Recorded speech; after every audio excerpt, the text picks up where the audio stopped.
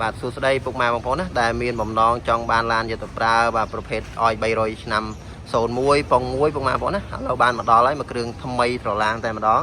ហ្នឹងហើយអញ្ចឹងពុកម៉ែបងប្អូនដែលមានបំណងចង់បានឡាន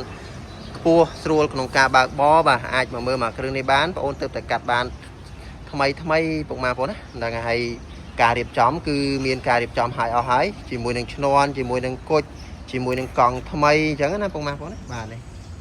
បាទហើយជាមួយនឹង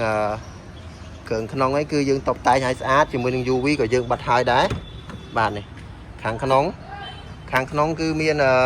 បាទកម្រាលជើង VIP ជាមួយនឹងកម្រាលតាបឡូជាមួយនឹងពូកស្បែកបាទស្អាតហ្នឹងហើយអញ្ចឹងពុកម៉ែបងប្អូនបាទទិញហើយចាក់សាំងប្រើតែម្ដងមិនចាំបាច់ចំណាយលុយធ្វើអីទេពុកម៉ែបងប្អូនណានេះបាទថ្មីធានាឲ្យឡានស្អាតអត់បុកអត់ក្លាប់កាត់តស្ងោរដូរពណ៌អីទេពុកម៉ែបងប្អូនណាធានាជូនឡានស្អាតបាទហើយ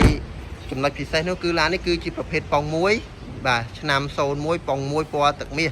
បាទឡានស្អាតពុកម៉ែបងប្អូនអាចទស្សនាជាមួយបងប្អូនបានប្រជុំបានហ្នឹងហើយ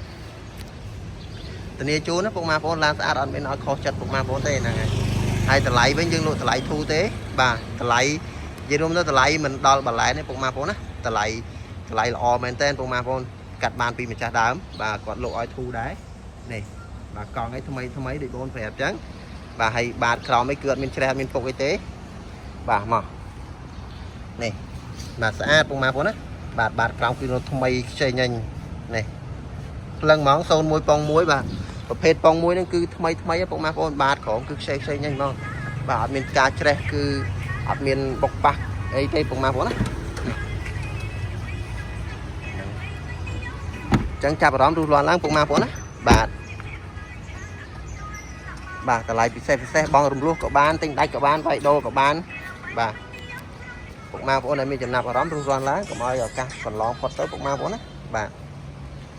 ទីតាំងបងប្អូននៅមុខពលានពោធិ៍ចតុងបាទចាំពុកម៉ែបងប្អូនយើងមានតែប៉ុណ្្នឹងទេបើសិនជាពុកម៉ែបងប្អូនមានចម្ងល់បន្ថែមបាទអាចតាក់ទងតាមលេខទូរស័ព្ទបងប្អូនបានបាទដែលដាក់នៅខាងលើហ្នឹងពុកម៉ែបងប្អូនណា